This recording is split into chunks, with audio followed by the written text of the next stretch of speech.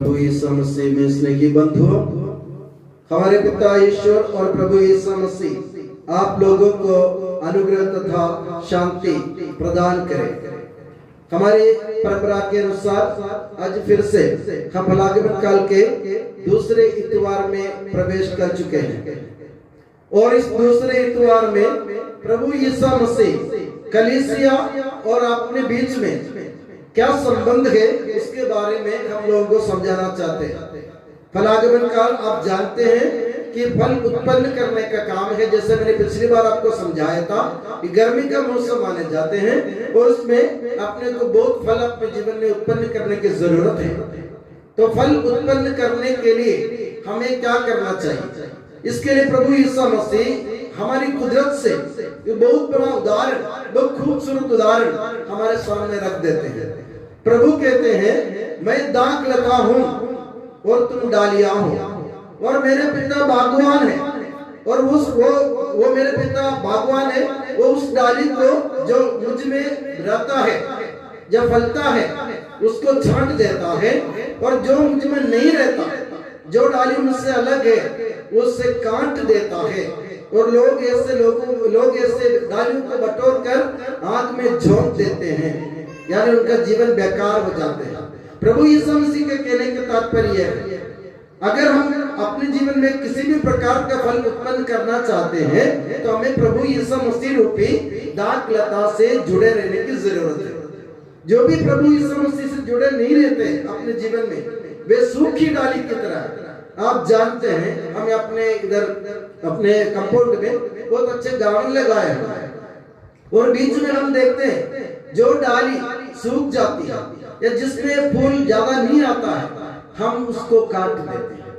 हम कटर लेके अपने हाथ में कटर रख के हम उसको काट लेते हैं, उसको फेंक देते हैं, क्योंकि उसमें कोई फूल नहीं आता, कोई फल नहीं आता। और जिसमें ज्यादा फूल आता है उसको भी अपन छांटते, काटते नहीं, छांट देते हैं। अब उदाहरण के लिए आपने देखा, जुलाई महीने में जब पानी गिरा था तो हमने अपने सारे गुलाबों का कटिंग किया था। क्यों किया था? कि वो उसमें जरूर फूल तो आ रहा है और अच्छा अधिक फूल आ जाए, इसलिए हम उसको छांट देते हैं। तो प्रभु यीशु मसीह कहते हैं, फल जो लाते नहीं ना, उसको काट दिया जाए, उसको अलग कर दिया जाए। जो फल लाता है ना, उसको छांटेगा। छांटने का मतलब है थोड़ा बहुत उनको दर्द होगा, फिर भी उनके जीवन में फल उत्पन्न होगा। जो फल उत्पन्न करते हैं ना, उनके जीवन में दर्द जरूर होगा, मगर फल वो अपने जीवन में और भी अधिक उत्पन्न करेगा। मगर जो फल उत्पन्न नहीं करता है ना, वो काट दिया जाएगा, उसको आग में झोंक दी जाएगी, क्योंकि सूखी डाली की तरह वो आग में झोंक दिया जाएगा। इसका मतलब ये है कि प्रभु यीशु मसीह कहते हैं, एक ईसाई होने के नाते, यीशु मसीह के चेले होने के नाते हमारा फर्ज बनता है कि हम यीशु मसीह से जुड़े रहें। ईश्वर से और यीशु मसीह से जुड़े रहने का सबसे बड़ा उदाहरण हमको बाइबल में मिलते बहुत सारे उदाहरण हैं। उसमें बहुत सारे उदाहरण जिसमें से मैं एक दो या दो चार उदाहरण मैं आपके सामने रखना चाहता हूँ, जो लोग जुड़े रहे थे और जिन्होंने फल उत्पन्न किया था। सबसे पहले पिता इब्राहिम को ईश्वर ने अपने से जोड़ा। इब्राहिम जुड़े रहे, इसलिए वे क्या बन गए? विश्वासियों के पिता बन गए। यीशु मसीह, ईश्वर ने इब्राहिम को बुलाया, अपने आप से जोड़ा और ईश्वर से जुड़े रहने के कारण पिता इब्राहिम विश्वासियों के पिता बन गए। ईश्वर ने मूसा को बुलाया, मूसा भी ईश्वर के साथ जुड़े रहे कुछ समय तक। ये भी याद रखने की बात है, कुछ समय तक हम इस्राएली लोगों को निर्जन स्थान में लेके जा रहे थे, प्रतिज्ञा देश की ओर। जिस देश की ईश्वर ने प्रतिज्ञा की थी, उस देश की ओर मूसा अपनी जनता को ले जा रहे थे, ईश्वर से जुड़े हुए। मगर क्या हुआ?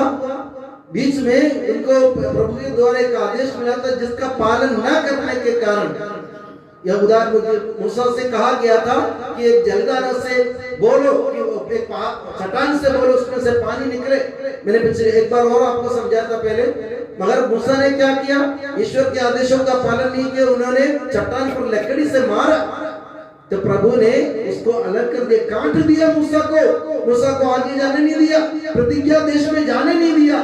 जिस व्यक्ति ने फिरौन के सामने ईश्वर की प्रजा के लिए उनके सामने बहस किया था, उनको छुड़ाने के लिए उनसे बातें की थी, और जिन्होंने बहुत बड़ा दर्द झेला था अपने जीवन में, अपनी प्रजा को फिरौन के महल से बाहर निकालने के लिए, उस व्यक्ति को ईश्वर ने काट दिया, उनको आगे जाने नहीं दिया, क्योंकि उसने ईश्वर के आदेशों का पालन नहीं किया। अपने जीवन में एक ही बार गलती करने से मूसा बाहर हो गया। और हम देखते आरोन जो मूसा के बाद जो चुने गए थे, जोशुआ, ये सब ईश्वर से जुड़े रहे और इनके नेतृत्व में इस्राएल लोग कनान देश में प्रवेश किए। और कनान देश में आप देखते हैं राजा दाऊद को ईश्वर ने अपने आप से जोड़ दिया था, अपने से जोड़ लिया था। हुआ क्या, राजा दावीद ने भी कुछ समय तक जुड़े रहने के बाद ईश्वर के आदेशों का उल्लंघन किया, तो दाऊद को भी ईश्वर ने काट दिया। और ईश्वर ने सोलोमन को जोड़ा, सुलेमान भी कुछ समय तक ईश्वर के साथ जुड़े रहे, मंदिर का निर्माण किया। उसने भी अपने जीवन में फल जरूर उत्पन्न किया, मगर उसने भी ईश्वर के आदेशों का पालन नहीं किया, तो ईश्वर ने उसको भी काट दिया। और बहुत सारे लोगों के नमूने हमें नए विधान में मिलते। माता मरियम ईश्वर से जुड़ी रही, इसलिए वो ईसा मसीह की माता बन गई। संत यूसुफ ईसा मसीह से जुड़े रहे, इसलिए वो इस दुनिया में ईसा मसीह के पालक पिता बन गए।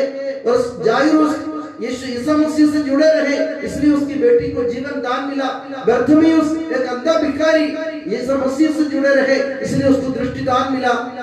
शतपति क्रूस के नीचे खड़े ईसा मसीह से जुड़े हुए अपने जीवन को जोड़ते हुए उसने कहा यह सचमुच ईश्वर का पुत्र था, इसलिए उनको भी मुक्ति मिली। भला डाकू क्रूस पर मरते वक्त उसने अपने जीवन को ईसा मसीह से जोड़ा और उसने भी फल उत्पन्न किया, उसको स्वर्ग राज्य मिला। ऐसे बहुत सारे खूबसूरत उदाहरण हमको बाइबल में मिलते हैं, जो जुड़े रहने के कारण अच्छे फल लाते हैं, जो ईश्वर से अलग होने के कारण फल उत्पन्न नहीं कर पाते, वे अपने जीवन से बाहर कर दिए जाते, सूखी डाली बन जाते हैं। मेरे प्यारे बंधुओं, ये समस्या की तरफ से एक चुनौती है हमारे फलागमन काल में। तुम क्या बनना चाहते हो? क्या तुम मुझसे जुड़े रहकर फल उत्पन्न करना चाहते हो, या फिर मुझसे दूर होकर, मुझसे जुदा होकर तुम काट सूखी डाली की तरह बाहर जाना चाहते हो या सूख जाना चाहते हो? और बाइबल में हमें बहुत सारे पेड़ों के उदाहरण मिलते हैं। बाइबल में जितने भी उदाहरण अपने को मिलते हैं, बहुत सारे पेड़ों के उदाहरण मिलते हैं। एक पेड़ आपने देखा, अपने अदन वाटिका में एक पेड़ लगाया गया था ईश्वर द्वारा, और उस पेड़ के कारण आदम और हेवा को ईश्वर से जुदा होना पड़ा। और हम देखते हैं जक्कैउस प्रभु ईश्वर से मिलने के लिए पेड़ पर चढ़ जाते हैं, और एक अंजीर का फलहीन अंजीर के पेड़ के उदाहरण ईश्वर देते हैं, और बहुत सारे पेड़ों के उदाहरण देते, इसलिए कि हम लोगों को चेताने के लिए कि जो पेड़ फल उत्पन्न नहीं करता उसको काट दिया जाएगा। और इसमें बाइबल में एक और उदाहरण दिया एक पेड़ का, जो एक माली पेड़ लगाता है अपने गार्डन में, एक पेड़ लगाता है और माली बार बार लगातार 3 साल उस पेड़ में फल खोजते हुए आए और उनको एक भी फल नहीं मिला। तो मालिक ने गुस्से में माली से कह दिया, जैसे मैंने गुलाब लगवाया और मैं 3 साल 2 साल से देख रहा हूँ कि उसमें कोई फूल नहीं आता, तो मैं स्वाभाविक रूप से मैं क्या कहूंगा, पास्कल या लोकेश को कहूंगा बेटा उसको उखाड़ कर फेंक दो, कोई मतलब नहीं है, कोई फूल नहीं आता है। तो पास्कल मुझसे कह रहा है फादर जी एक और साल, एक और मौका दे दो। बाइबल में लिखा है एक और मौका दो, मैं थोड़ा से आसपास खोद के क्यारी बना के थोड़ा खाद और पानी दे देता हूँ, अगर अगले साल फूल आ जाए तो अच्छा, नहीं तो उसको काट डालो। बाइबल में ऐसा उदाहरण दिया है। प्रभु हमको मौका भी देते हैं, प्रभु हमको मौका भी देते हैं। हमने अपने जीवन में हम अपने जीवन में फल नहीं लाए, ठीक है, प्रभु और मौका देंगे, वो बार बार देखने आएंगे हमारे जीवन में कोई फल है कि नहीं है। अगर 2 बार 3 बार भी फल नहीं मिले ना, आखिर में हमारा भी नसीब यही है, सूखे पेड़ की तरह या सूखी डाली की तरह हमें भी ईश्वर काट देंगे, हमें अलग कर देंगे। इसलिए हमें क्या करना चाहिए? हमें क्या करना चाहिए? जिस तरह दाखलता से जुड़ी हुई डालियां फल उत्पन्न करती है, जिस तरह पेड़ों से जुड़े हुए डालियां फल लाती हैं, उसी तरह ईसा मसीह से एक होकर हमें भी अपने जीवन में फल लाने की जरूरत है। ये फल क्या है? फल क्या है? फल ये है विश्वास का फल। हमारे जीवन में विश्वास होना चाहिए, प्रभु ईसा मसीह के प्रति अपना विश्वास अटल हो, और ये विश्वास जिनके मन में होना, उनके जीवन में बहुत सारे फल उत्पन्न होंगे, जैसे प्रेम, उदारता, करुणा, दया, अनुकंपा और दूसरों के प्रति अच्छा व्यवहार, ये सब अच्छे फल है। हमें सोचना है, हमें कितने, मेरे तो 49 साल हो गए, बैठकर सोचना चाहिए मुझे भी 49 साल में अपने जीवन में क्या फल लाया मैं, मेरे जीवन से किसी को कोई फायदा मिला या ना मिला, मुझे भी सोचने की जरूरत है। आप में से हर एक को, आप कोई 15 साल के होंगे, कोई 10 साल के होंगे, कोई 25 साल के होंगे, 30 साल के होंगे, सिस्टर जी हमारे 60 के ऊपर होंगे, बैठ के एक बार सोचने की जरूरत है, हम अपने जीवन में फल लाए या अथवा नहीं लाए। अगर नहीं लाए अभी तक, प्रभु हमको मौका देने के लिए तैयार है, मगर उस मौका गवा कर हम अपने जीवन में सफल नहीं हो सकते। जो व्यक्ति मौका गवाते हैं वो अपने जीवन में सफल नहीं हो सकता। इसलिए हमें अपने जीवन में फल लाने की जरूरत है, कुछ ना कुछ जरूर अपने जीवन में अच्छे फल होने चाहिए। हम तो ये ठान ले, मैं ईसाई हूँ, प्रभु यीशु मसीह में विश्वास करता हूँ, बपतिस्मा द्वारा मैं भी उनके साथ जुड़ा हुआ हूँ, तो मेरे जीवन में अच्छे फल उत्पन्न होने चाहिए। लेकिन तो मेरे ईसाई कहने का कोई मतलब नहीं, कोई अर्थ नहीं है, मैं बेकार की जीवन जी रहा हूँ। इसलिए मेरे प्यारे बंधुओं, अपने जीवन में भी कुछ अच्छे फल लाने की कोशिश करें। प्रभु कहते हैं मैं दाख लता हूँ, मेरे पिता बागवान है। प्रभु यीशु मसीह नहीं, प्रभु ईश्वर ऊपर से देख रहे हैं कि हम यीशु मसीह से जुड़े या नहीं जुड़े हैं। तो हम अपने हृदय को प्रभु के सामने खोलें, प्रभु से माफी मांगे, प्रभु से हम उनकी करुणा मांगे, प्रभु हमसे गलती हुई, हम इतने साल से कोई फल नहीं ला रहे थे, कल से कम हम है ना, अगर कोई दुखी व्यक्तियों की तरफ व्यक्ति की तरफ देख करके अगर हम प्यार से जरा मुस्कुराएंगे ना, वो भी एक फल है। तो भले कुछ मत दो अपने जीवन से, तुम अपने जेब से कुछ मत दो, तुम अपने संपत्ति से कुछ मत दो, एक रोते हुए व्यक्ति की तरफ देखकर अगर तुम मुस्कुरा सकते हो या उसके रोने में तुम भागीदार हो सकते हो, तो ये भी एक फल है।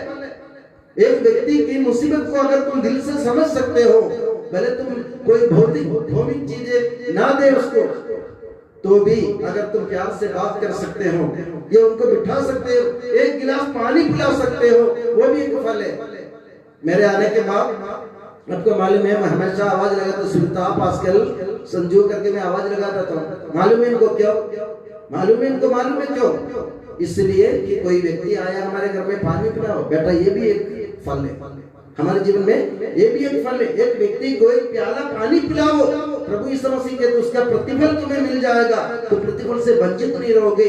बड़े बड़े कार्य मत करो अपने जीवन में, छोटा सा छोटा कार्य। हम मुस्कुरा सकते हैं ना किसी की ओर देख के, है ना सुनीता, हम मुस्कुरा तो सकते हैं ना, मेरी तरफ देख के, किसी और की तरफ देख के, गुस्सा करने के बजाय हम मुस्कुरा सकते हैं कि नहीं? क्यों पूजा, हम मुस्कुरा नहीं सकते? मुस्कुराना चाहिए, पर सबसे पहले दूसरों की तरफ देखो, उनका दर्द समझने की कोशिश करो। तुम्हारे पास देने के लिए कुछ नहीं होगा, मगर तुम्हारा जीवन तो है ना, तुम्हारे पास तुम्हारा जीवन तो है, उसको दो दूसरों के सामने, बांटो उसको। तुम्हारे पास से कोई पैसा मांगने नहीं आएगा, कम से कम एक राहत उनको अपन दे सकते हैं, अपने वचनों से, अपने मुस्कुराहट से, अपने जीवन से हम उनको सहारा दे सकते हैं। तो ऐसे सहारा देना सीखो, तब जाके हम प्रभु यीशु मसीह के चेले बन जाएंगे। और हम जैसे प्रभु ने हमसे आग्रह किया, आज के इस सुसमाचार के आखिरी भाग में प्रभु कहते हैं, मेरे पिता की महिमा इससे प्रकट होगी कि तुम लोग बहुत फल उत्पन्न करो और मेरे शिष्य बने रहो। प्रभु यीशु मसीह क्या चाहते हैं? तुम लोग अपने जीवन में बहुत फल उत्पन्न करो, इसमें मेरे पिता की महिमा प्रकट होगी। संत भक्ति के सुसमाचार में स्पष्ट लिखा है, तुम्हारे अच्छे कार्य देखकर लोग तुम्हारे स्वर्गीय पिता की महिमा गाएं। तुम्हारी ज्योति उनके सामने चमकती रहे, ताकि तुम्हारे अच्छे कार्य देखकर लोग तुम्हारे स्वर्गीय पिता की महिमा करें या उनकी स्तुति गाएं। मेरे प्यारे बंधुओं, हम सब मिशनरी इसलिए हैं कि हमको इस दुनिया में हम इस दुनिया में भेजे गए हैं, इसलिए कि प्रभु यीशु मसीह का बखान करें। प्रभु यीशु मसीह का बखान करने के लिए मेरे जैसे प्रवचन देने के लिए नहीं बोलता हूँ मैं आपसे नहीं बोलता मेरे जैसे आप प्रवचन दो मंदिर में खड़े होकर 10 मिनट 15 मिनट 1 घंटा, कोई प्रवचन नहीं है। हमारा जीवन ही प्रवचन है, हमारा जीवन ही भाषण है। बड़े बड़े भाषण कोई भी दे सकता है, मगर जीवन से उसको करके दिखाना मामूली बात नहीं है। इसलिए हमें क्या करने की जरूरत है? हमें करने की जरूरत है, हम अपने जीवन को एक प्रवचन बनाए, एक किताब ऐसी बना दे हमारे जीवन को, ताकि लोग उसको पढ़ सके, यीशु मसीह को जान सके। और तुम्हारी सूरत देखने वाले है ना, प्रभु की मूरत देख ले। तुम्हारी सूरत देखने वाले प्रभु की मूरत देख ले। या लोग ये कहने लग जाए, लोग उसको देखो तो यीशु मसीह का चेहरा दिखता है, ऐसे कहने के एक दिन हमारे जीवन में आना चाहिए। फादर साहिल को देखो, यीशु मसीह का चेहरा चमकता है उनमें, बोलने की जरूरत है, लोग बोलने लगेंगे जब हम अपने जीवन में बदलाव लाएंगे। बदलाव मैंने आपसे कहा कैसे लाएंगे, छोटे छोटे कार्यों से। मैं दुआ करता हूँ प्रभु से कि प्रभु यीशु मसीह और माता मरियम आप सभी को अपनी नियामत की छत्र छाया में सुखी और सुरक्षित रखे, पिता पुत्र और पवित्र आत्मा के नाम पर आमीन।